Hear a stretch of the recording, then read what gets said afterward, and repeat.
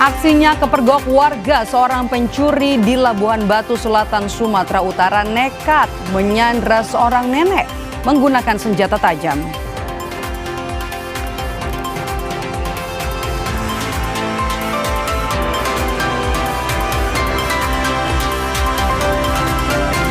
Polisi memeriksa influencer sekaligus dokter kecantikan Richard Lee setelah ditetapkan sebagai tersangka dugaan pelanggaran perlindungan konsumen oleh penyidik Direktorat Kriminal Khusus Polda Metro Jaya.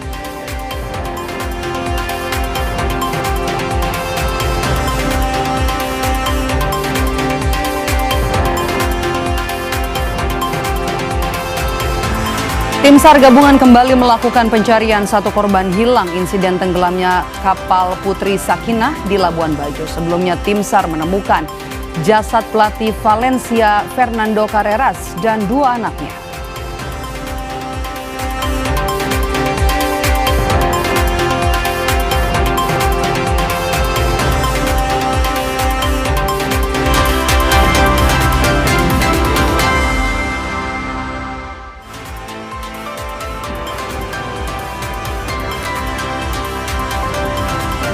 Salam jumpa saudara, hari ini 7 Januari 2026.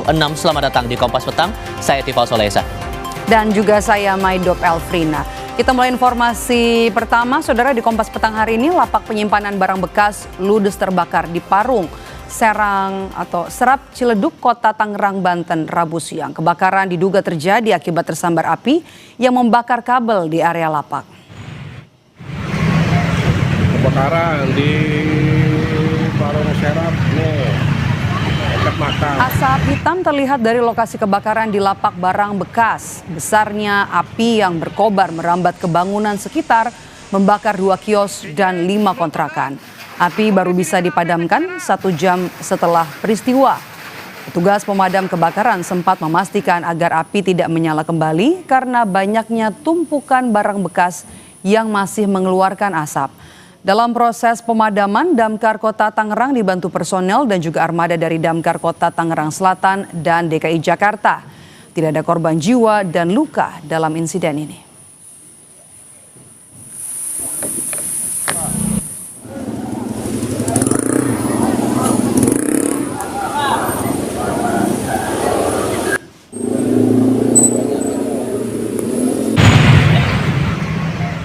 Kebakaran di Parung Serap nih, dekat makam. Beranjak ke berita kriminal, saudara, pelaku curanmor bersenjata api kembali beraksi di Jakarta. Kali ini berlangsung di Kota Bambu Selatan, Palmerah, Jakarta Barat. Seorang warga tertembak pada bagian kaki setelah berupaya menghentikan aksi pelaku.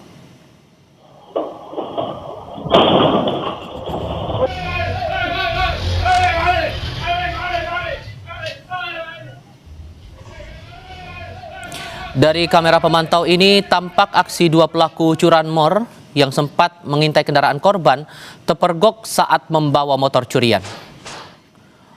Pemilik kendaraan yang berupaya menghentikannya mengejar pelaku sambil berteriak untuk menarik perhatian warga lainnya.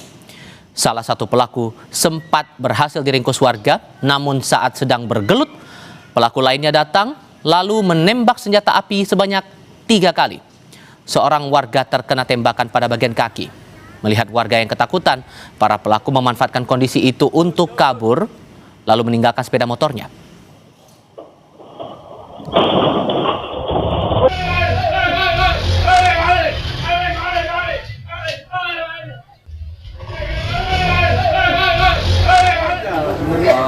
Pelaku sempat mengacungkan senapan SMP juga. Nah, jadi mungkin untuk menghindari hal yang tidak diinginkan, akhirnya dilepaskan begitu saja.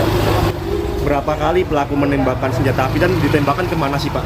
Sesuai informasi, kalau tidak salah itu sekitar 2 atau 3 kali ya. 3 kali, tepatnya 3 kali. Ya.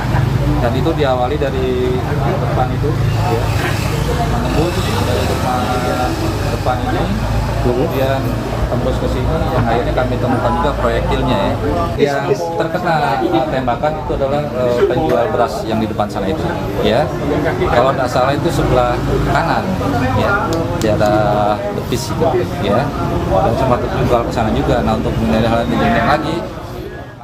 Berita lainnya, saudara, seorang pencuri kepergok warga dan dikepung di Kampung Jawa Tekongan, Gereja Kota Pinang, Labuhan Batu Selatan, Sumatera Utara. Situasi memanas ketika pelaku panik dan menyandra seorang lansia menggunakan senjata tajam. Itu ibu itu udah tua, jangan kau ancam. Yang di kamar keluarkan. Siapa di kamar? Kamar ada. Nggak ada. Nggak ada. Ada nggak?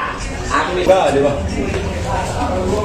Ayo, udah aku tanggung jawab. Warga yang mendengar teriakan maling langsung datang ke lokasi dan berupaya menenangkan situasi yang memanas.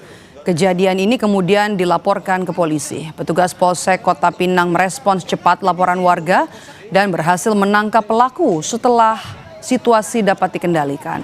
Korban diselamatkan dalam kondisi selamat tanpa luka serius. Bawa aja, Pak.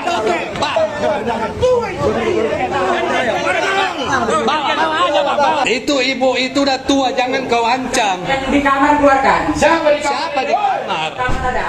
Nggak ada. Nggak ada. Ada nggak?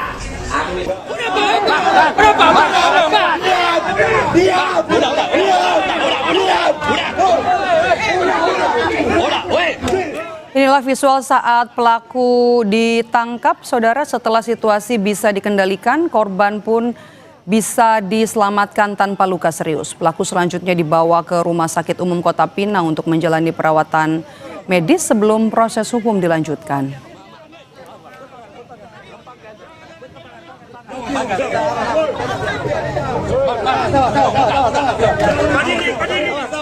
Bagaimana kronologi kejadian penyanderaan ini serta bagaimana juga kondisi nenek yang disandra? Kita tanyakan kepada Kasat Reskrim Polres Labuhan Batu Selatan, AKP Elimawan Sitorus. Selamat petang Pak Kasat dengan Maidop. Selamat sore Ibu. Oke, sebelum kita bahas soal penangkapan pelaku, awal mula penyanderaan ini bagaimana Pak?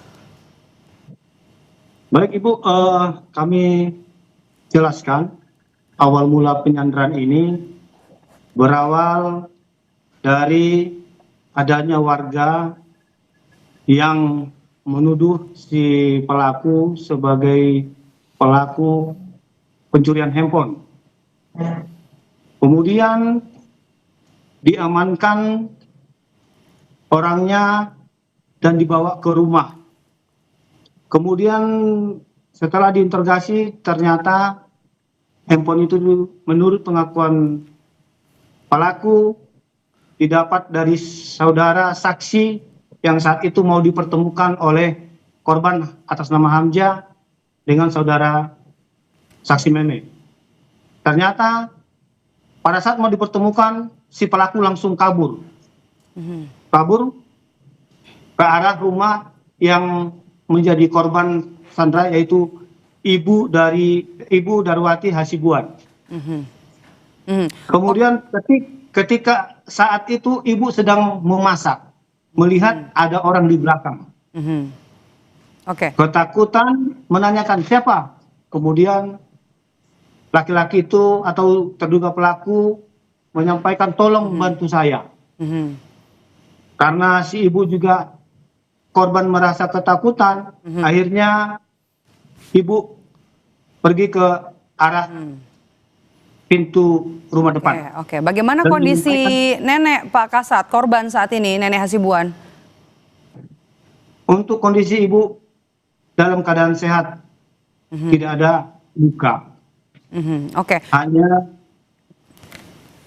jadi nenek yang disandra ini adalah pemilik rumah yang hendak dicuri, begitu?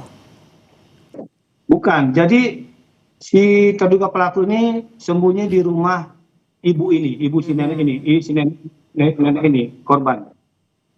Oke. Sembunyi. Jadi pelaku ini warga sekitar atau dari desa lain, Pak Kasat? Dari warga sekitar, Bu. Residivisnya.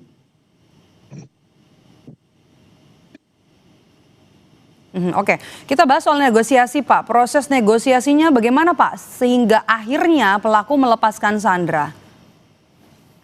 Jadi baik Bu, awalnya kita call center Polri 110 mendapatkan telepon dari warga menyampaikan kepada call center 110 Polres Labuan Batu Selatan, sehingga petugas polsek terdekat yaitu Polsek Kota Pinang bersama dengan tim yang piket fungsi langsung menuju ke TKP, melihat sudah banyak warga mengkerumuni rumah si ibu atau si nenek yang menjadi korban sandra.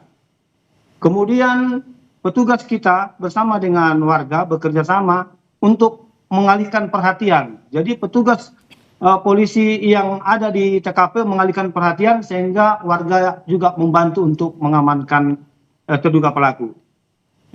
Demikian. Oke, baik. Terima kasih sudah bergabung bersama kami dan juga memberikan informasi Kasat Reskrim Polres Labuhan Batu Selatan AKP Elimawan Sitorus. Sehat selalu Bapak. Terima kasih Bu. Beranjak ke berita lainnya, Saudara. Perilaku tidak sportif terjadi di Liga 4 Piala Gubernur DIY. Salah satu pemain Kafiyokja FC melakukan pelanggaran berbahaya kepada pemain UAD FC. Tendangan kungfu brutal sang pemain sampai pada kepala pemain lawan saat akan menghadang bola.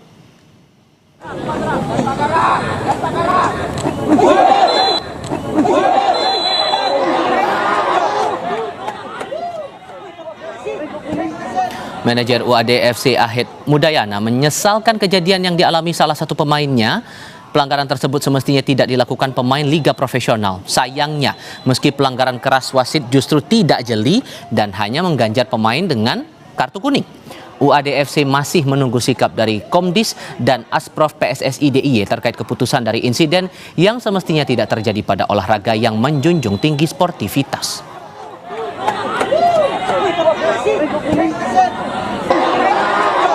Menunggu tindak lanjut dari Asprof PSSI DIY bagaimana untuk menyikapi kejadian tersebut, karena kan kejadian itu kan berada di dalam lapangan ya, sehingga kami pun juga bagaimana menunggu kebijakan berikutnya terkait dengan insiden tersebut. Seperti itu sih sebenarnya. Kesebelasan Putrajaya Pasuruan menjadi sorotan publik setelah insiden tendangan kungfu yang terjadi dalam laga Liga 4 Jawa Timur. Insiden terjadi pada pertandingan Putrajaya Pasuruan melawan Perseta Tulung Agung dalam lanjutan babak 32 besar Liga 4 Jatim yang digelar di Stadion Gelora Bangkalan, Madura. Kesebelasan Ultra Jaya Pasuruan tertinggal 0-4 dari Perseta Tulung Agung ketika laga memasuki menit ke-71. Dalam situasi tersebut, pemain Putra Jaya Pasuruan Muhammad Hilmi Gimnastiar berusaha merebut bola dari pemain Perseta Firman Nugraha. Hilmi melakukan tendangan keras ke arah dada Firman dan wasit yang memimpin pertandingan tanpa ragu mengganjar kartu merah langsung kepada Hilmi. Pelatih kesebelasan Perseta, Medi Redondo, mengecam aksi pemain lawan karena dinilai tidak sportif hingga mengakibatkan pemainnya terluka. Atas insiden ini, pelatih Perseta meminta pemain yang bertindak keras di lapangan disangsi. Sementara kondisi pemain Perseta dalam masa pemulihan karena luka di bagian dada. Untuk tanggapan pemain lawan ya harusnya harapan kita ada permintaan maaf dan mendapat sanksi yang setimpal lah. Karena itu murni bukan bermain bola. Komisi Disiplin PSSI Provinsi Jawa Timur resmi menjatuhkan hukuman berat berupa larangan beraktivitas sepak bola seumur hidup kepada pemain klub Putra Jaya Pasuruan Muhammad Hilmi Gimnastiar. Komite Disiplin menganggap perbuatan tersebut masuk kategori pelanggaran berat. Intinya dilarang mendapat sanksi, dilarang beraktivitas di sepak bola seumur hidup dan denda sebesar Rp2.500.000. Analis sepak bola Anton Sanjoyo menyebut hukum di sepak bola yang diatur FIFA harus disesuaikan dengan hukum yang berlaku di negara masing-masing, termasuk hukum pidana pada pemain yang melakukan kekerasan di lapangan. Yang itu yang saya bilang tadi harus ada kajian ya, bagaimana menghubungkan undang-undang FIFA dengan undang-undang kriminal di Indonesia. Karena masing-masing negara diberi kebebasan sebetulnya oleh FIFA untuk membentuk hukumnya sendiri, tapi tidak boleh melenceng dari hukum FIFA. Nah ini kan sebetulnya bisalah ada negosiasi di antara hukum PSSI dan hukum di ranah pidana. Saya rasa harus dibuat jembatannya. Kejadian ini harus menjadi pembelajaran bagi semua pihak, Dalam setiap pertandingan, keselamatan pemain dan fair play harus diutamakan. Tim Liputan, Kompas TV. Tim SAR gabungan kembali melakukan pencarian satu korban hilang insiden tenggelamnya kapal Putri Sakinah di Labuan Bajo. Sebelumnya tim SAR menemukan jasad pelatih Valencia, Fernando Carreras, dan 2 anak.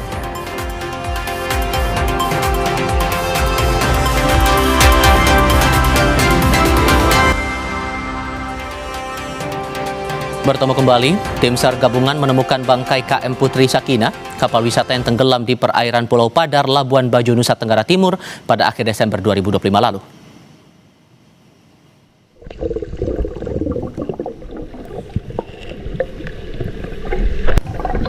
Visual bawah laut ini menunjukkan kondisi bangkai KM Putri Sakinah yang tenggelam.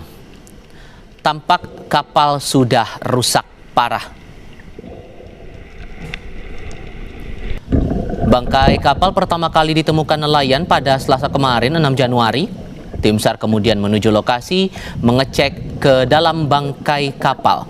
Hasilnya, dalam bangkai kapal ini tim SAR gabungan mengevakuasi 1 jenazah korban tenggelam. Diduga jenazah terperangkap dalam kapal saat kecelakaan terjadi. Jenazah yang ditemukan adalah anak dari Martin Carreras Fernando, pelatih tim B Putri Valencia.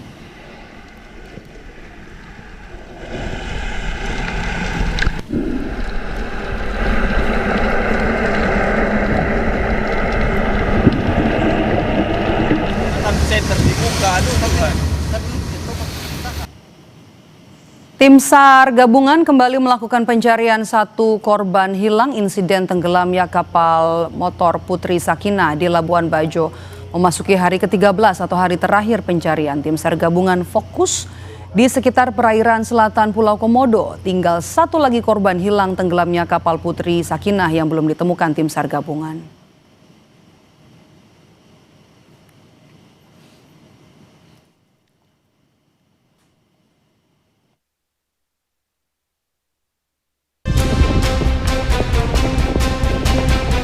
Inilah detik-detik saat tim SAR gabungan menemukan 1 lagi jenazah korban kapal tenggelam di perairan Labuan Bajo, Nusa Tenggara Timur.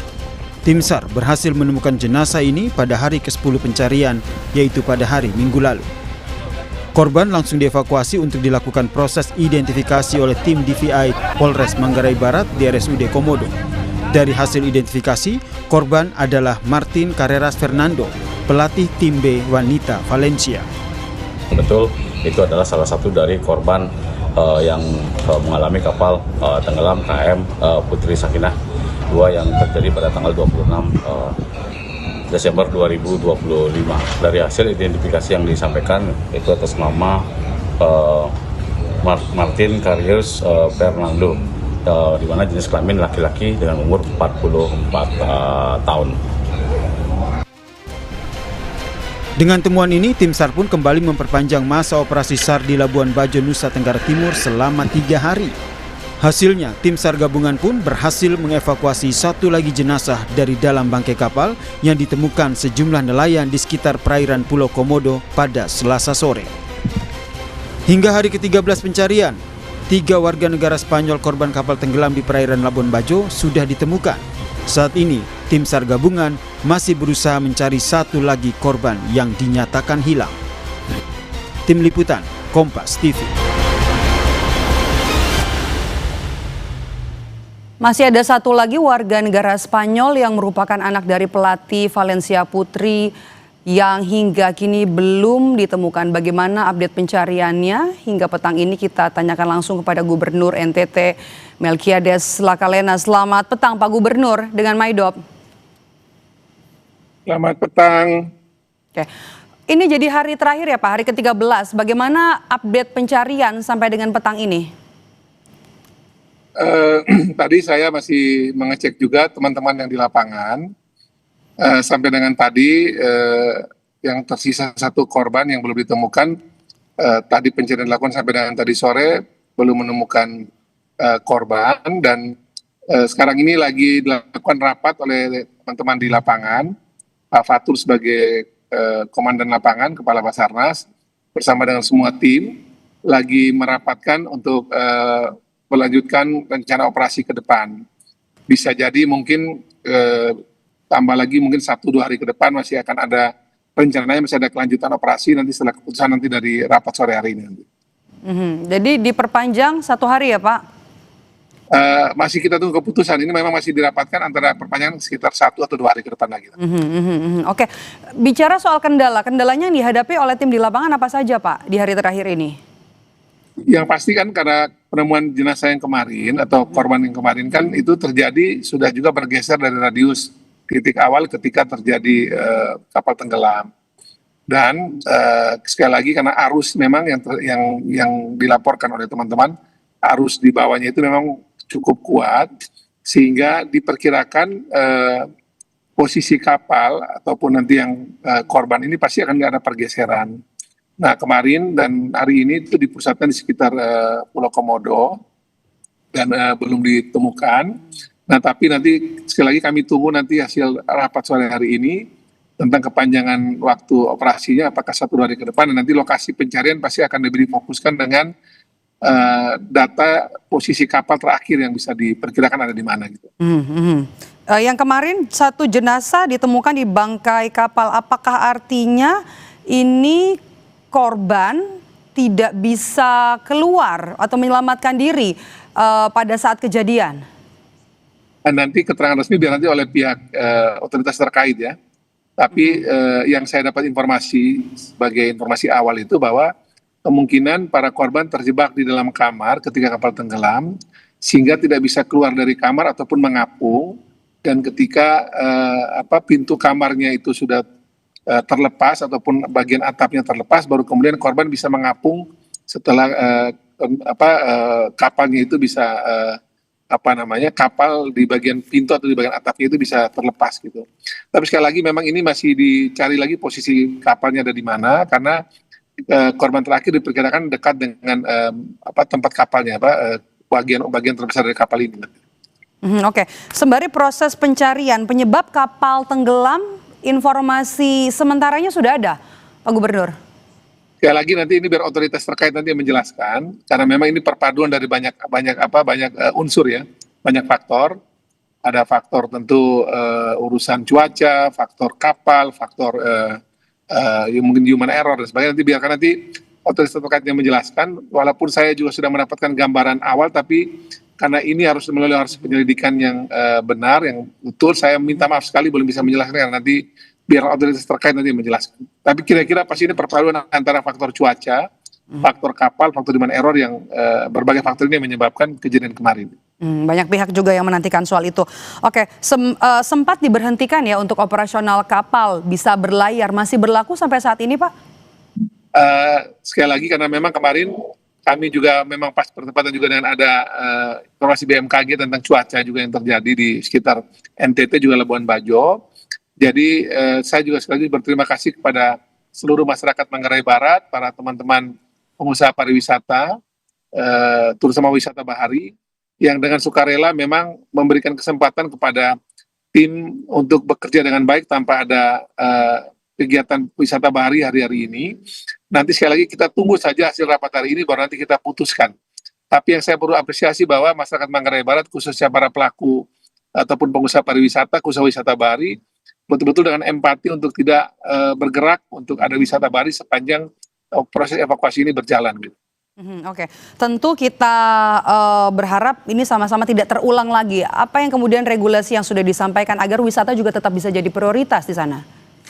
Kalau yang bisa kami sampaikan di sini bahwa komunikasi kami dengan pemerintah pusat, setelah evakuasi nanti ini selesai, kita nanti akan ada proses evaluasi menyeluruh untuk mengecek kembali bagaimana pariwisata di Labuan Bajo, Manggarai Barat, itu khususnya di secara umum nanti untuk di Nusa Tenggara Timur, kami pastikan berarti wisatanya itu harus aman, nyaman, dan betul-betul aspek keselamatan harus terjaga dengan baik. Dari peristiwa ini kami sudah mendengar banyak sekali catatan terkait banyak hal harus dibenahi ke depan. Tapi sekali lagi kami fokus dulu evakuasi korban terakhir ini. Nanti setelah korban terakhir ini ditemukan atau nanti evakuasi dinyatakan selesai oleh otoritas terkait, baru setelah itu kita akan menyiapkan proses evaluasi menyeluruh terhadap semua yang menjadi catatan kelam dari peristiwa ini maupun juga apa sebenarnya dari wisata di Labuan Bajo di Manggarai Barat. Oke, terima kasih Pak Gubernur sudah memberikan informasi kepada kami. Melkiades Lakalena, Gubernur Nusa Tenggara Timur. Sehat selalu, Pak. Sesaat lagi di Kompas Petang, polisi memeriksa influencer sekaligus dokter kecantikan Richard Lee setelah berstatus tersangka oleh penyidik Direktorat Kriminal Khusus Polda Metro Jaya.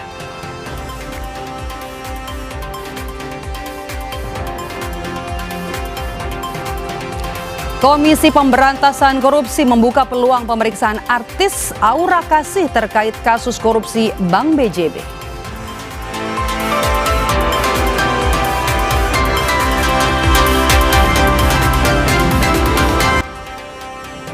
Masih bersama Tifal dan Maidop di sini di Kompas Petang, polisi memeriksa pemengaruh sekaligus dokter kecantikan Richard Lee setelah berstatus tersangka oleh penyidik Direktorat Kriminal Khusus Polda Metro Jaya.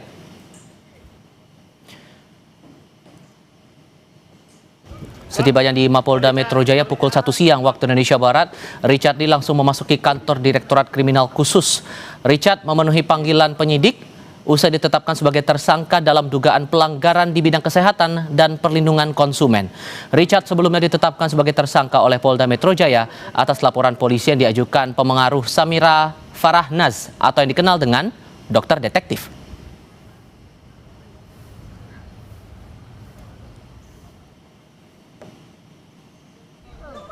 Pada Selasa kemarin 6 Januari, polisi menetapkan influencer atau pemengaruh Richard Lee sebagai tersangka dugaan pelanggaran perlindungan konsumen. Penetapan tersangka ini buntut dari laporan yang diajukan influencer Samira Farahnaz atau Doktif alias dokter detektif. Penetapan tersangka ini sejalan dengan naiknya status yang dilaporkan ke tingkat penyidikan sejak 15 Desember 2025. Sebelumnya polisi telah memanggil Richard Lee pada 23 Desember, namun berhalangan dan meminta penjadwalan ulang pada 7 Januari.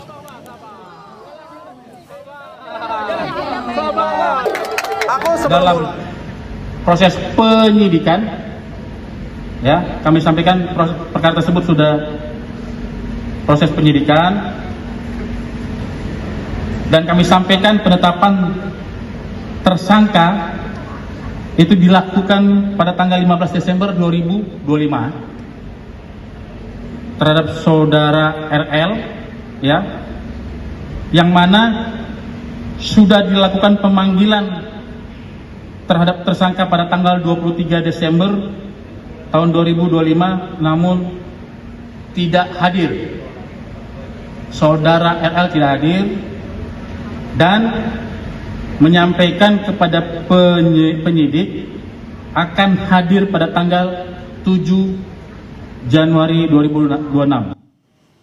Perkembangan pemeriksaan pemengaruh Richard Lee oleh polisi usai berstatus sebagai tersangka akan dilaporkan jurnalis Kompas TV Fedriska Ananda dan Roy Ilman langsung dari Mapolda Metro Jaya, Jakarta Selatan. Masih berjalankah pemeriksaan sampai dengan saat ini, Rizka, dan sejauh mana peran dari Richard dalam perkara ini?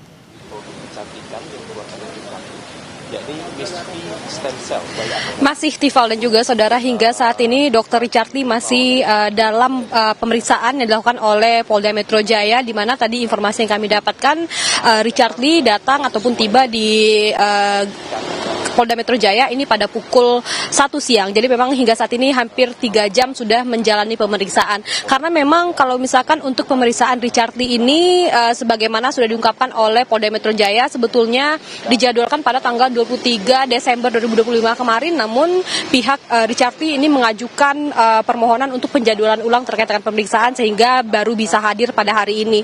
Karena memang Richard Lee saat ini sudah ditetapkan sebagai tersangka sejak tanggal 15 Desember lalu. Artinya ini merupakan pemeriksaan perdana Richard Lee sebagai tersangka.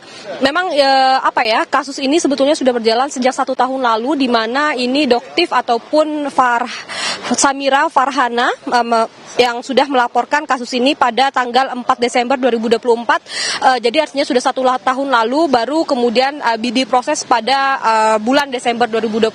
Sehingga memang ketika kemudian penyidik menetapkan Richard Lee sebagai tersangka, ini kami juga sebetulnya belum mendapatkan informasi apa ataupun alat bukti apa yang ditetapkan oleh penyidik untuk menetapkan Richard Lee sebagai tersangka. Jadi kita juga masih menanti apa sebetulnya yang menjadi alat bukti yang digunakan oleh penyidik, karena untuk menetapkan status seseorang menjadi tersangka ini setidaknya ada 2 alat bukti yang kuat untuk dapat menetapkan seseorang menjadi tersangka. Jadi kita masih menanti bagaimana pemeriksaan hari ini. Dari penyidik juga belum memberikan keterangan alat bukti apa yang digunakan untuk menetapkan Richard sebagai tersangka, dan juga sebagaimana kita ketahui Richard juga melaporkan pelapornya ini di Polres Jakarta Selatan atas tuduhan pencemaran nama baik, dan juga pelapor ini sudah ditetapkan juga sebagai tersangka. Jadi memang kedua, baik pihak terlapor ataupun terlapor ini dua-duanya ditetapkan sebagai tersangka, saling lapor begitu kemudian. Jadi memang kita masih menunggu bagaimana berjalannya kasus ini, Tifal.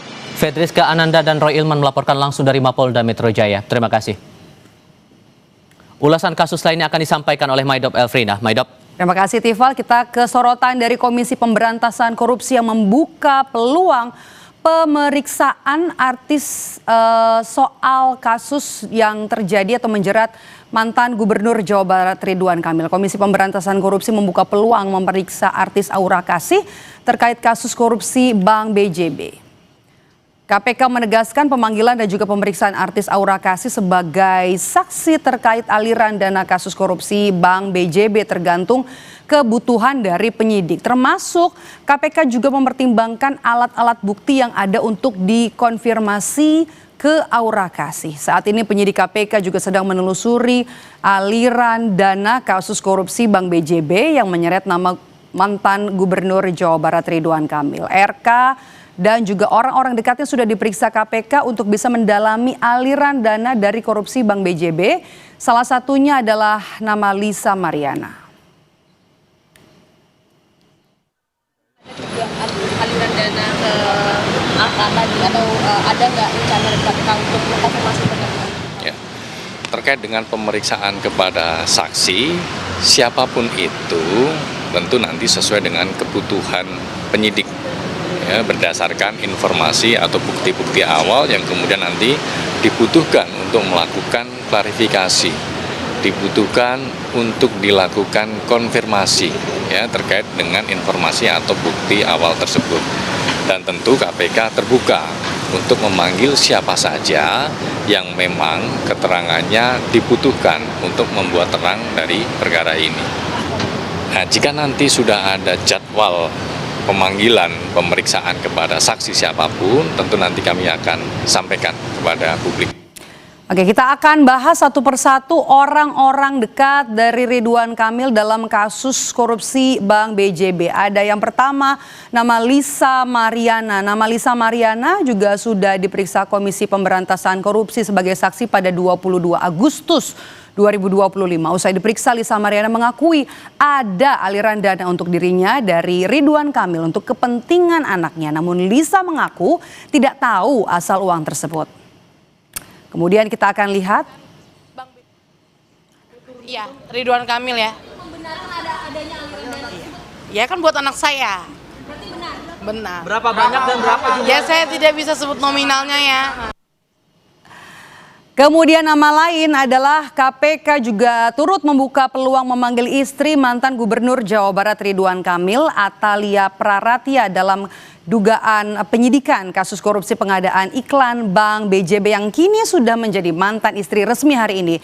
Juru bicara KPK Budi Prasetyo bilang penyidikan kasus tidak terpengaruh dengan proses perceraian RK dan juga Atalia berkaitan dengan pemisahan harta antara Ridwan Kamil dan juga Atalia sebagai konsekuensi dari perceraian yang terjadi. Pengacara menegaskan jika Atalia akan menghargai proses hukum penyidikan kasus korupsi Bank BJB di KPK. Pengacara juga menyebut Atalia siap jika KPK akan memanggilnya sebagai saksi.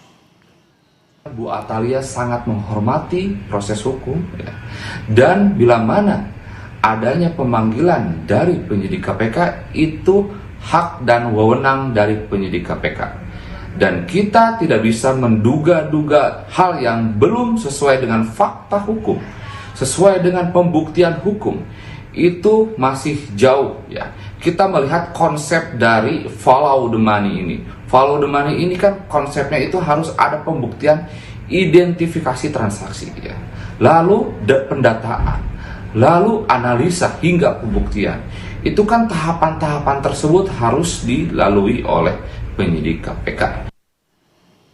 Dan yang terakhir, saudara, nama yang akhir-akhir ini banyak disebut-sebut dekat dengan mantan Gubernur Jawa Barat Ridwan Kamil, yakni Aura Kasih. Aura Kasih juga dikabarkan jadi salah satu orang dekat dan juga masuk ke dalam pusaran kasus korupsi Bank BJB. KPK menyebut Aura Kasih bisa saja diperiksa KPK tergantung pada kebutuhan penyidikan. Namun saat ini KPK belum menjadwalkan pemeriksaan Aura Kasih karena penyidik masih mendalami aliran dana korupsi BJB.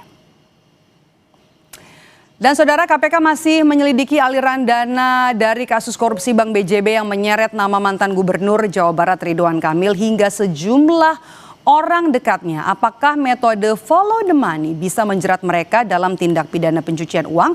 Kita bahas petang ini bersama dengan pakar tindak pidana pencucian uang, Yenti Ganarsi. Selamat petang, Bu Yenti, dengan Maidop. Selamat petang. Oke, Bu Yenti, metode follow the money ini bisa langsung diterapkan? Apakah perlu nanti KPK menetapkan tersangka dulu baru ada metode ini? Gini, KPK kan sedang menangani korupsi. Sekarang itu kalau metodenya seperti yang lama-lama dulu sebelum tahun 2000 ya seperti ini menurut saya. Harusnya KPK ketika mendalami, menyelidik dan kemudian menyidik, sekarang sudah penyidikan, korupsi itu sekaligus menyelidiki dan menyidik TPPU-nya langsung dengan follow the money, tapi follow the money-nya itu bukan karena undang-undang korupsi, tapi undang-undang pencucian uang gitu.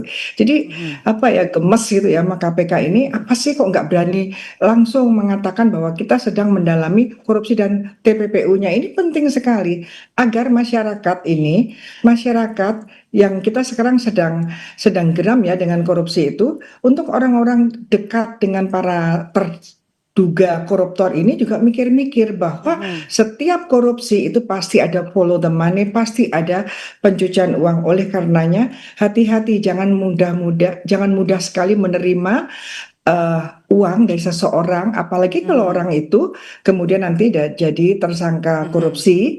Yaitu contohnya apa sih, kriterianya bagaimana uang ini alasannya itu tidak masuk akal, jumlahnya besar dan tidak sesuai dengan profil pemberinya. Misalnya seperti itu, kita harus edukasi kepada masyarakat jangan mudah mau menerima, termasuk keluarga gitu. Korupsi dan pencucian uang, jadi KPK juga Anda nilai perlu melibatkan PPATK? Sangat, iya, KPK saya kira sudah sejak awal dengan PPATK ya, Hudson. Yang penting paradigmanya KPK itu ketika gelar perkara itu bisa nggak sih mereka fokus dan paradigmanya dibuka gitu ya, wawasannya dibuka bahwa setiap korupsi, apalagi korupsi ini sudah terjadi 2 tahun yang lalu ya, misalnya atau 3 tahun yang lalu, pasti uang korupsinya kemana-mana gitu kan. Jadi artinya apa? Setiap korupsi yang sudah bukan korupsi yang tertangkap tangan dan baru sekali melakukan korupsi, kemarin pun bisa jadi pasti sudah ada TPPU-nya. Ini KPK harus menyiapkan dua pasal sekaligus gitu. Jadi kalau seperti ini, KPK kan kita ada pandangan dong kepada KPK ini, kok KPK terkesan lebih melindungi pelaku, lebih tidak memberikan suatu edukasi kepada masyarakat bahwa hati-hati jangan mudah korupsi, karena kalau udah korupsi ketika digunakan pun akan ada undang-undang TPPU yang menyertainya. Kenapa? Karena paradigma penegakan korupsi itu adalah adanya suatu keadaan pemulihan, recovery, itu dengan cara bagaimana follow hasil korupsi itu kemana, dan follow the money itu adalah strateginya TPPU. Kenapa? Karena kita sekarang memidana, menyelesaikan masalah korupsi bukan saja ingin memenjara seorang karena korupsi, tapi juga yang penting juga adalah bagaimana mereka itu dijeratkan dan orang lain itu dicegah agar tidak melakukan, karena uangnya itu akan ditelusuri dan akan diterapkan juga undang-undang TPPU. Artinya orang yang melakukan korupsi itu akan dikenakan 2 tindak pidana sekaligus, dan ketika melakukan TPPU aktif, dia memberikan kepada siapapun, akan ada pelaku TPPU pasif, yaitu orang-orang yang menerima, termasuk dalam hal ini orang-orang terdekatnya, orang-orang itu bisa istrinya, bisa anaknya. Dan KPK dulu ya pernah menangani waktu Presiden PKS kasus sapi import ya. Itu udah seperti itu, sedemikian rupa banyak artis-artis yang diperiksa. Kenapa KPK sekarang ini malah kesannya mundur, kesannya malah seolah-olah tidak paham TPPU atau sengaja tidak menggunakan TPPU sejak awal, sehingga hasil kejahatan asal itu semakin sulit nanti untuk ditelusuri gitu, Mbak. Oke. Kemudian ini juga menarik, saya juga ingin tahu nih apa catatan Anda, Bu Yenti, ketika penyidik sudah menetapkan 5 tersangka tapi belum mendalami aliran dana korupsinya, apa yang salah dalam hal ini? Ya, KPK sudah menetapkan 5 tersangka, RK masih saksi gitu ya, dia waktu itu jadi gubernur gitu ya. Ya KPK seperti yang ragu-ragu, seperti yang bisa diragukan integritasnya gitu ya. Kenapa yang 5 begitu cepat? Tidak mungkin lah. Coba diundang orang pakar-pakar hukum administrasi negara.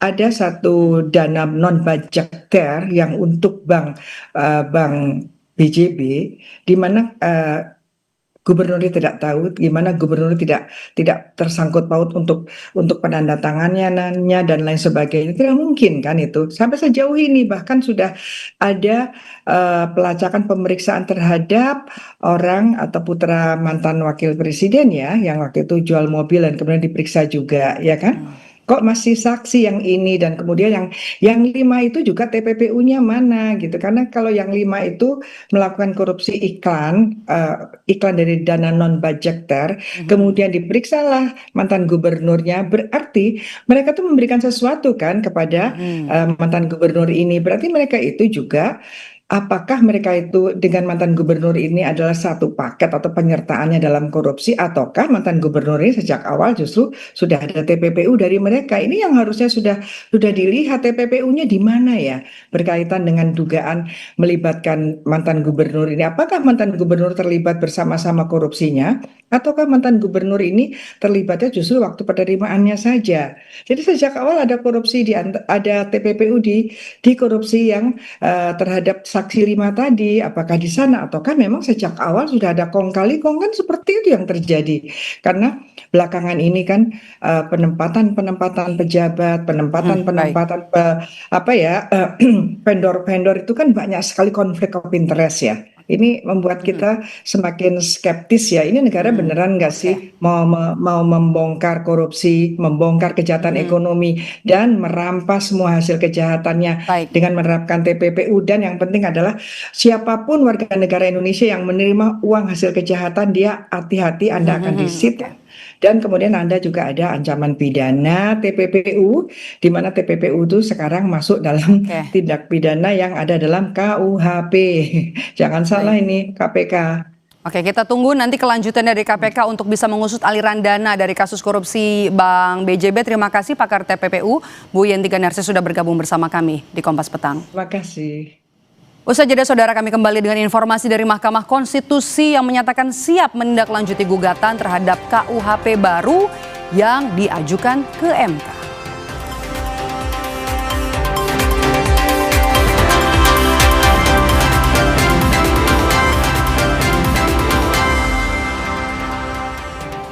Saya Tifal Solesa melanjutkan Kompas Petang, saudara. Mahkamah Konstitusi menyatakan siap untuk menindaklanjuti uji materi atau gugatan terhadap KUHP baru yang diajukan ke MK.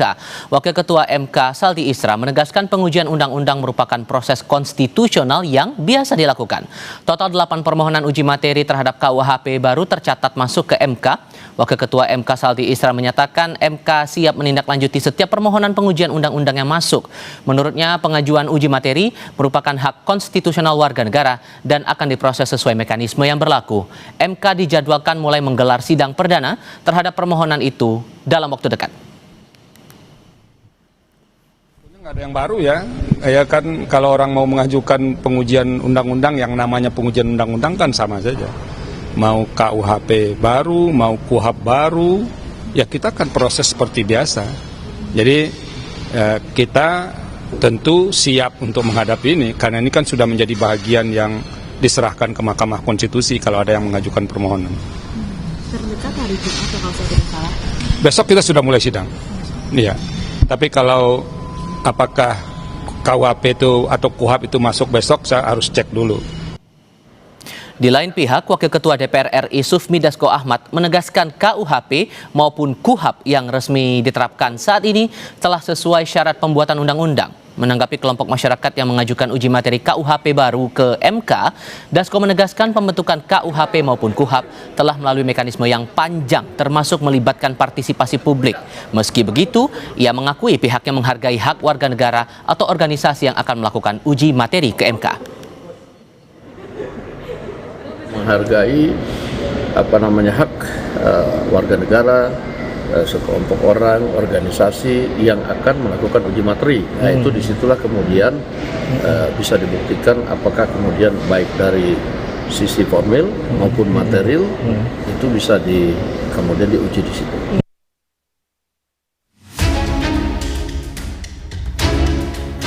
Tanggal 2 Januari lalu, pemerintah resmi memberlakukan KUHP dan KUHAP baru. Meski pemerintah berulang kali menegaskan agar masyarakat tak perlu khawatir dengan berbagai isu yang beredar, namun niat baik itu masih menyisakan kekhawatiran bagi publik. Terutama terhadap pasal-pasal yang rawan disalahgunakan dan rawan kriminalisasi. Direktur Amnesty International Indonesia Usman Hamid menyatakan KUHP dan KUHAP memiliki peran sentral dalam menegakkan demokrasi. KUH pidana baru melonggarkan kriminalisasi terhadap warga negara dalam konteks mengkritik pejabat. Dalam sebuah negara yang demokratis, tentu hukum pidana, hukum acara pidana memiliki peran yang sangat sentral. Paling tidak 3 hal: menjaga keadilan, melindungi hak asasi manusia, dan mencegah penyalahgunaan kekuasaan negara. Nah, sayangnya hukum pidana dan hukum acara pidana yang baru saat ini tidak meyakinkan untuk menjamin adanya terjaganya keadilan, perlindungan hak asasi manusia, dan pencegahan penyalahgunaan kekuasaan. Karena itu kami mendesak agar kedua undang-undang ini dibatalkan. Menanggapi kecemasan di masyarakat, Wakil Menteri Hukum Edy Hiarie buka suara soal polemik terhadap beberapa pasal dalam KUHP baru. Salah satunya pasal 218 tentang penghinaan presiden dan wakil presiden, dan pasal 256 tentang penyelenggaraan unjuk rasa dan demonstrasi tanpa pemberitahuan.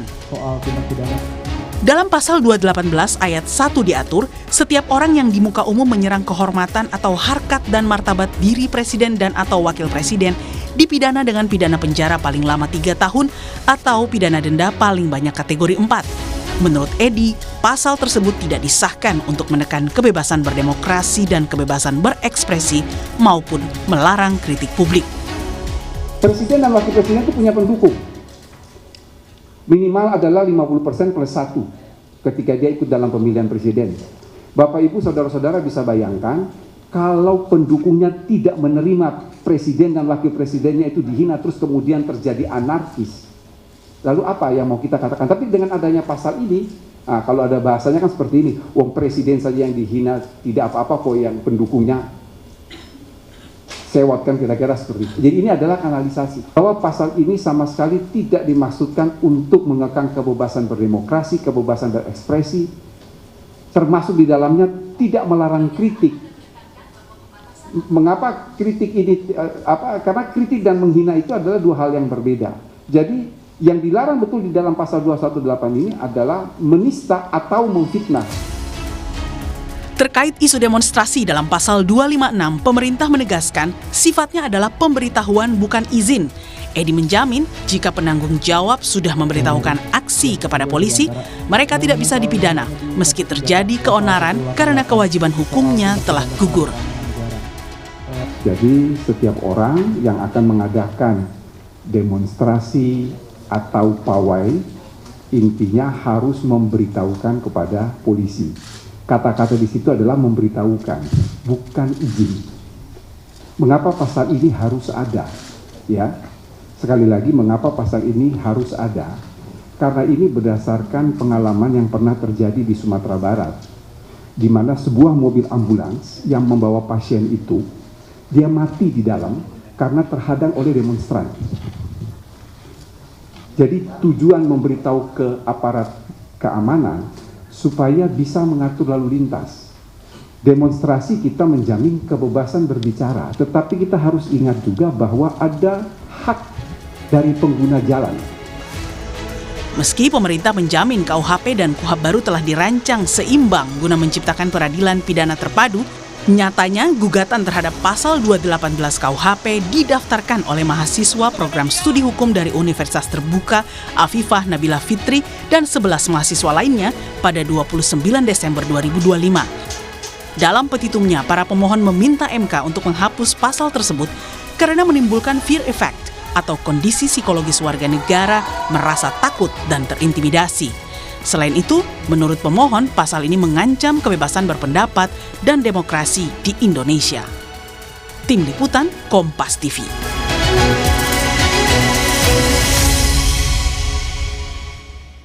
Alih-alih memberi kepastian hukum, aturan baru KUHP dan KUHAP justru memicu kekhawatiran serius terhadap kebebasan sipil, utamanya hak warga menyampaikan kritik. Apalagi baru-baru ini sejumlah aktivis dan pemengaruh yang vokal mengkritik pemerintah justru mengalami teror. Sehingga situasi ini memperkuat kekhawatiran jika ruang kebebasan sipil kian menyempit. Benarkah demikian? Kami diskusikan ini bersama anggota tim ahli KUHP Nasional Albert Aris. Juga bergabung bersama kami dosen sekaligus peneliti Posdem Universitas Andalas Ferry Amsari. Selamat sore semuanya dengan Tifal di sini. Selamat sore, Mas Tifal. Terima kasih semua sudah bergabung dalam diskusi kami kali ini. Bung Ferry, saya ke Anda dulu. Kita fokus pembahasan sesuai dengan topik ini menyangkut dengan pasal 218 dan pasal 256. Soal pasal menyerang kehormatan atau harkat martabat diri Presiden. Dari Wamenkum juga sudah menegaskan bahwa ini bukan masalah takut dikritik dan semacamnya. Dan ditegaskan Presiden, Wakil Presiden adalah personifikasi suatu negara. Yang dilindungi dari negara itu apa? Kedaulatan. Jadi ini satu paket, Bung Ferry. Jadi kan harusnya nggak perlu dikhawatirkan dong soal pasal ini. Iya, ini kan sebenarnya tidak berdiri sendiri ya. Pasal ini dari pasal 217 hingga 220 bicara soal melindungi harkat dan penghormatan Presiden. Kurang lebih marwah Presiden mau dilindungi. Pertanyaan besar saya, apa itu penghormatan dan harkat martabat Presiden?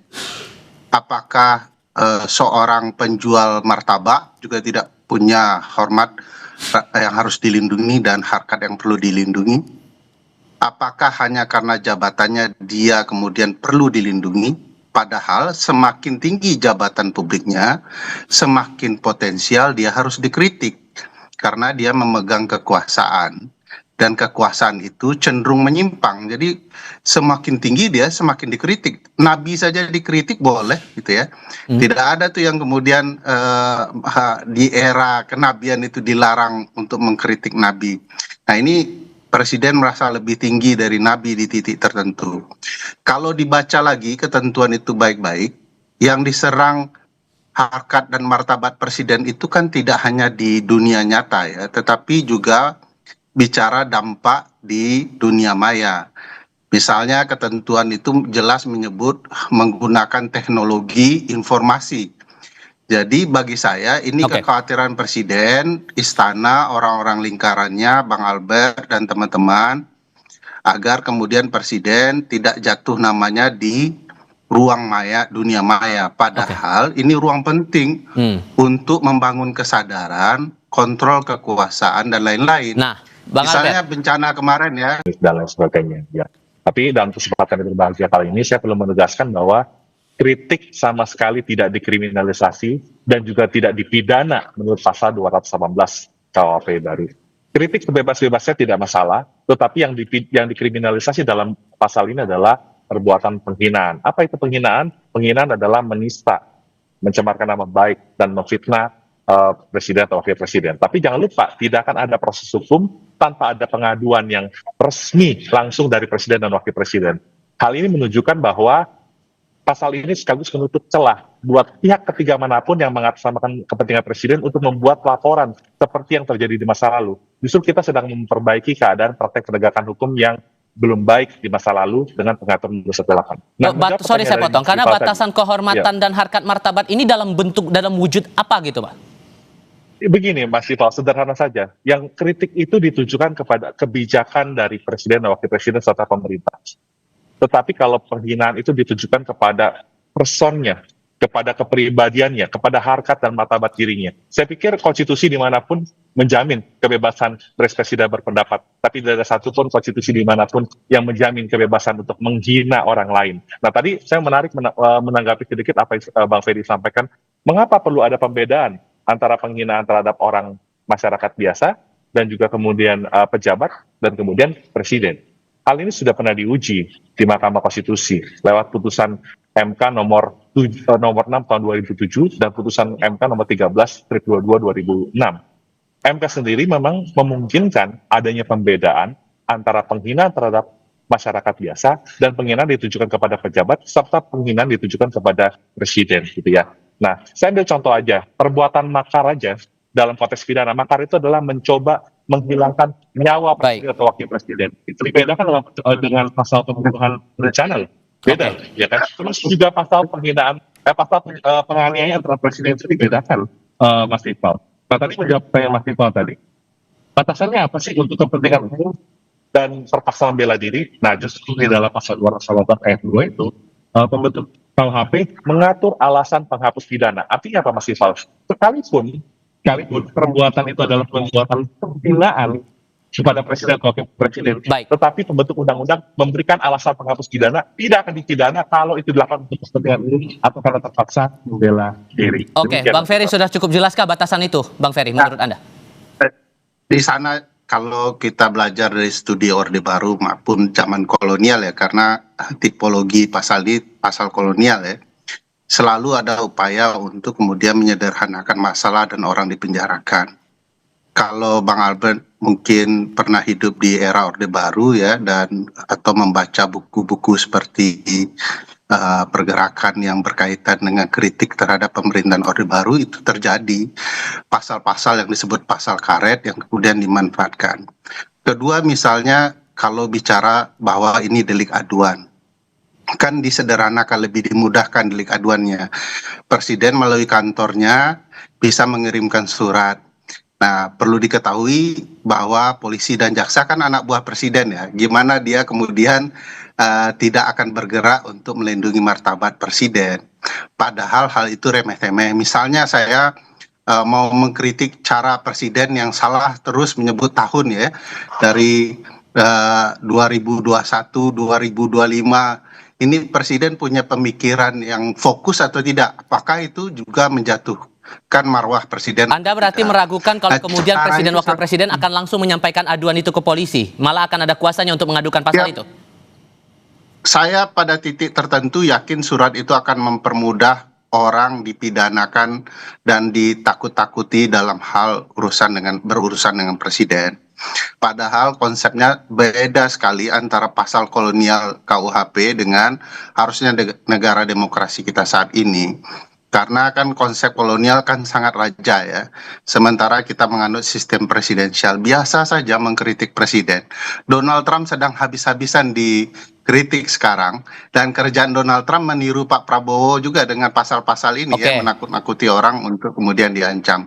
Di titik tertentu bahkan di dunia maya itu berapa banyak orang kemudian kehilangan hak berpendapatnya hanya dengan diberikan contoh satu waktu ketika presiden melaporkan seseorang. Bang Albert, ada kekhawatiran tidak langsung presiden wakil presiden yang mengadukan, ada kuasa di situ? Ya, bukan kuasa ya, tapi gini, presiden dapat membuat pengaduan secara tertulis gitu ya. Tetapi begini, kita tahu presiden juga tidak diwajibkan untuk menggunakan haknya untuk mengadu. Artinya gini, kalau betul terjadi penghinaan, misalnya kepada presiden dan wakil presiden, presidennya tidak mau membuat pengaduan, ya artinya pendukungnya, simpatisannya juga tidak akan bisa membuat pengaduan atau laporan. Nah, inilah yang saya katakan, Pak Iqbal, justru ini adalah keseimbangan antara kebebasan berekspresi dan berpendapat dan juga hak dari presiden untuk membuat pengaduan. Sehingga kalau saya perlu menyampaikan bahwa sekali lagi kritik sama sekali tidak dipidana. Yang dipidana adalah penghinaan, tetapi tidak akan ada proses hukum tanpa ada pengaduan yang sah dari pihak yang berhak, yaitu presiden wakil presiden. Kalau kemudian begini, kritik publik ya. Salah satu kritik publik itu adalah soal kepentingan umum. Siapa yang menilai standar kepentingan umumnya? Nah, presiden kan di titik tertentu tidak merasa bahwa saya mengingatkan presiden supaya fokus agar tidak salah tahun adalah untuk kepentingan umum. Tidak elok bagi kepentingan umum presiden salah-salah tahun. Hal yang remeh-temeh seperti itu saja presiden tidak ingat, apalagi nama Bang Albert Aris begitu ya. Jadi bagi saya untuk kepentingan umum ini yang bisa ditarik. Boleh saya kasih contoh Bang Ferry, satu apa itu kepentingan umum? Iya, kepentingan umum Bang Albert dengan Pak Presiden, betul. Polisi dan jaksa sebagai lawan presiden berbeda. Yang saya maksud begini, Mas Tifal, ini penting untuk diketahui masyarakat. Saya mau mengingatkan kasus Bang Haris dan Fathia. Alasan penghapus pidana yang ada dalam pasal 310 KUHP tentang penghinaan terhadap orang biasa itu juga diatur sama untuk penghinaan terhadap presiden. Dan jangan lupa, alasan itu digunakan juga untuk kepentingan pembelaan, dan kita menyaksikan bahwa kasus Haris Fathia itu adalah bukti perjuangan di pengadilan itu membuahkan hasil yang baik dan nyata. Buktinya saya Haris pikir dan Fathia kasus diputus bebas. Haris dan Fathia itu dengan Pak Luhut ya, belum pernah jadi presiden. Tapi ini presiden atasan Pak Luhut pada jaksa, waktu itu adalah pejabat polisi aktif loh. yang pada titik tertentu akan menjalankan perkara pasal-pasal ini secara tidak berimbang. Dan bagi saya tidak sehat orang nomor satu malah mempidanakan warganya sendiri. Jadi kalau mau saya harus sela dulu di situ. Saya harus sela dulu di situ karena yang mau saya konfirmasi juga begini Bung Albert. Ada mahasiswa yang menggugat pasal ini ke MK dan menilai pasal 218 ini menimbulkan fear effect, kondisi psikologis warga negara merasa takut dan terintimidasi kalau menyampaikan kritik. Masuk akal nggak? Pertama begini, justru baik adanya judicial review itu untuk menguji konstitusionalitas dan sejauh mana norma itu bertentangan dengan konstitusi, itu pertama. Yang kedua, fear effect yang dikhawatirkan oleh teman-teman mahasiswa tadi tentunya menjadi tidak beralasan. Mengapa saya katakan tidak beralasan? Karena justru sebelum ada pasal ini, kita menyaksikan banyak sekali praktek pelaporan mengutangkan atas nama presiden. Sebenarnya presiden tidak pernah membuat laporan, tetapi perkara tersebut diproses hingga dinyatakan bersalah. Justru kita memperbaiki loh Bang Ferry. Keadaan-keadaan praktek penegakan hukum di masa lalu yang belum baik tadi. Dengan apa caranya? Mengkanalisasi semua laporan-laporan yang tidak ada dasarnya itu atau tidak memiliki relevansi dalam satu pasal. Dan saya perlu mengingatkan, presiden tidak wajib menggunakan haknya untuk membuat pengaduan. Senyata apa fear effect ini menurut Anda Bung Ferry? Dapat kan? Ya tidak wajib. Jadi presiden bisa dengan sesuka hati malah kemudian untuk menentukan kasus mana yang akan dilaporkan dan mana yang tidak. Bagi saya begini ya, seringkali teman-teman di dunia hukum terutama yang berpihak kepada negara tidak melihat problematika di lapangan antara orang papa dengan orang yang berkuasa. Ini kan presiden di titik tertentu ya, dia berlaku dan bertindak bak raja ya, dengan batasan-batasan konstitusional yang dia miliki. Bayangkan kalau kemudian ada seseorang yang dilaporkan, itu dampaknya luar biasa. Itu yang disebut oleh teman-teman mahasiswa sebagai fear effect itu. Belum lagi kita bicara ya. Sorry, harus saya sela dulu karena tampaknya kita harus menyudahi diskusi ini. Kita akan coba lagi untuk di kesempatan berikutnya. Bung Ferry, Bang Albert, terima kasih sudah berdiskusi bersama kami. Selamat sore semuanya. Terima kasih semua. Terima kasih Bang Ferry. Diskusi lain hadir sebentar lagi. Presiden Amerika Serikat Donald Trump dan timnya sedang mempertimbangkan berbagai opsi untuk mengakuisisi Greenland milik Denmark, termasuk menggunakan militer. Tetap di Kompas TV.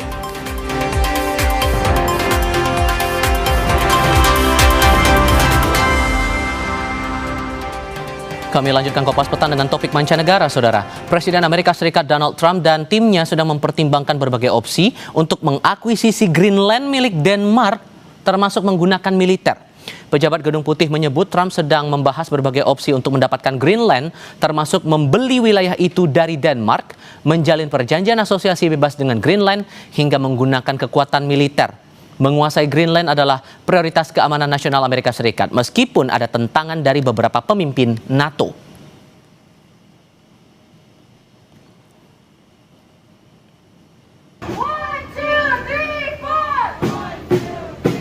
Sementara itu, sejumlah warga Amerika Serikat menggelar aksi protes atas penangkapan Presiden Venezuela Nicolas Maduro di luar Pengadilan Federal Manhattan, New York. Para demonstran membawa bendera Venezuela dan slogan menuntut pembebasan Maduro dan istrinya. Mereka menilai Trump tidak punya hak menangkap Maduro dan mengganggu kedaulatan negara lain. Presiden sementara Venezuela mengumumkan masa berkabung selama 7 hari, menghormati mereka yang tewas dalam operasi militer Amerika Serikat. Sedikitnya 24 petugas keamanan Venezuela tewas dalam operasi militer di ibu kota Venezuela, Caracas. Kami ulas bagaimana kemudian dunia menyikapi langkah dan ancaman Amerika Serikat usai menangkap Presiden Venezuela Nicolas Maduro. Kami akan bahas ini bersama praktisi dan pengajar hubungan internasional dari Synergy Policies, Dina Prapto Raharja. Mbak Dina, selamat sore, apa kabar Mbak? Selamat sore, kabar baik, terima kasih. Sudah dengan Venezuela, kemudian ada ancaman terhadap Greenland, sebelumnya juga ada ancaman ke Kuba, ke Kolombia. Ini Anda bacanya Trump bakal serius nggak nih? Di satu sisi, pesan yang jelas beliau sangat serius adalah bahwa Amerika Serikat itu ada di atas aturan internasional. Dan bahwa Amerika Serikat serius mau melakukan riset terhadap, riset itu maksudnya kembali ke nol lagi ya, aturan-aturan main di tingkat internasional itu mau diputar ulang kembali supaya lebih menguntungkan Amerika Serikat. Kalau dilihat dari National Security Strategy yang dikeluarkan oleh Donald Trump di bulan November 2025, intinya jelas bahwa Amerika Serikat ingin mempertahankan dominasi atau kalau dalam bahasa hubungan internasional itu hegemoni ya dari Amerika Serikat di global. Walaupun sebenarnya faktanya itu akan sangat sulit terjadi melihat situasi dalam negeri ekonomi Amerika Serikat sekarang defisit, kemudian justru yang dianggap sebagai musuh oleh Amerika Serikat seperti China dan Rusia ternyata relatif baik-baik saja ekonominya, bahkan mengalami surplus ya si China itu.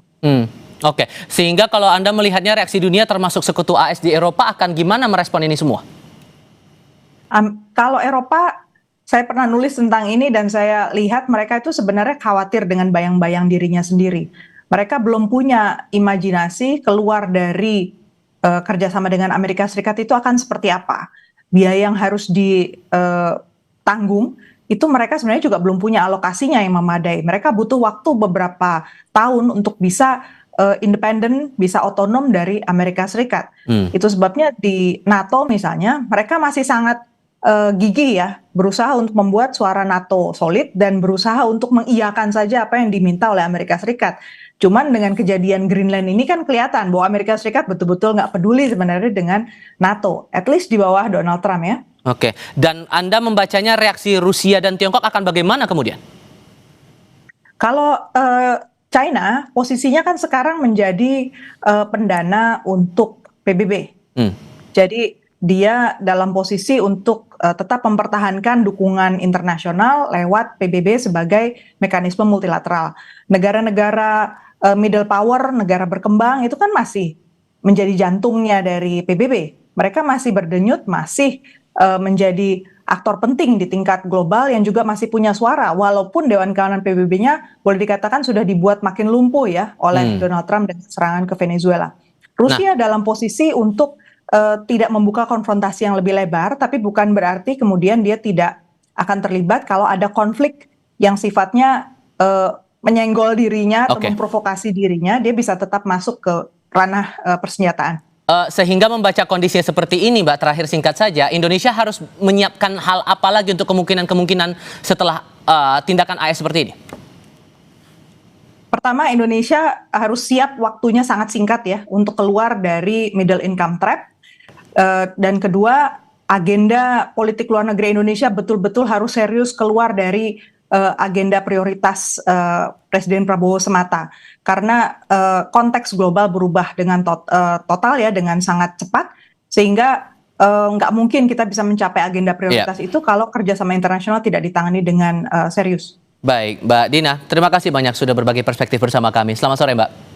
Selamat sore. Kami segera kembali, tetap di Kompas TV.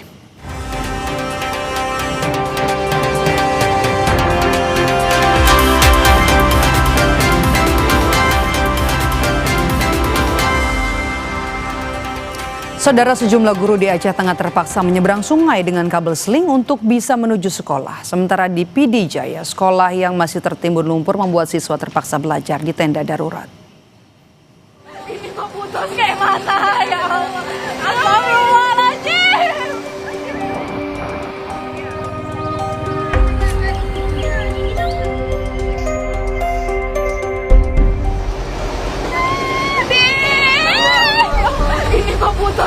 mata, ya Allah. Tanpa pengaman atau pelampung, kedua guru asal desa Bah, Kecamatan Ketol, Aceh Tengah Aceh ini terpaksa menembus derasnya arus sungai dengan menggunakan kabel seling demi dapat sampai ke sekolah. Video lain dari akun TikTok @sintasa juga memperlihatkan seorang guru yang menyeberang di lokasi yang sama dengan dibantu oleh polisi.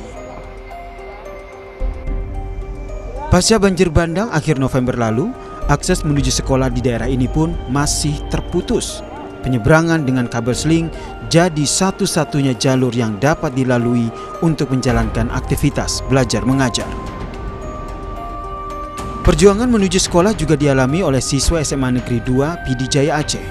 Tanpa seragam sekolah, para siswa ini berjalan dengan hati-hati melewati tumpukan lumpur demi menuju sekolah mereka.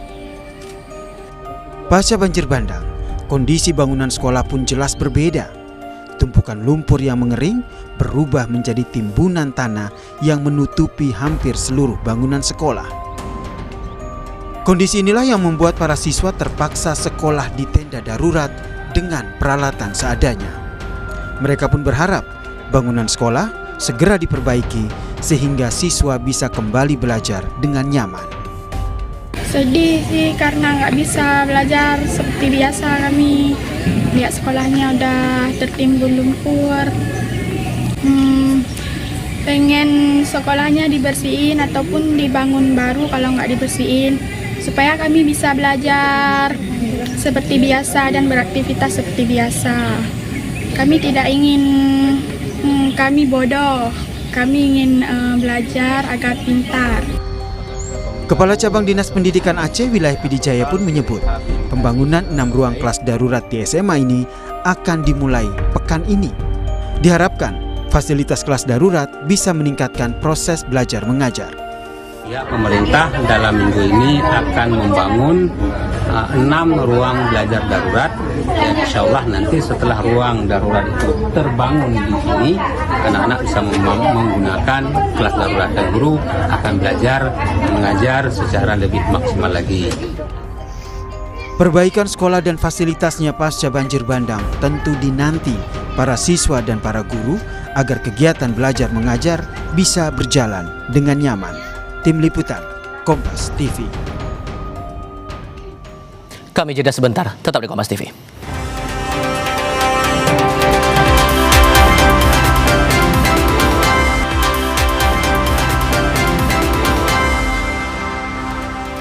Pelaku curanmor bersenjata api menembak seorang warga saat berusaha menghentikan aksi pelaku di Palmerah, Jakarta. Dari rekaman kamera pemantau, aksi kedua pelaku sempat mengintai kendaraan korban terpergok saat membawa motor curian. Pemilik kendaraan yang berupaya menghentikannya mengejar pelaku sambil berteriak menarik perhatian warga lain. Seorang warga terkena tembakan pada bagian kaki.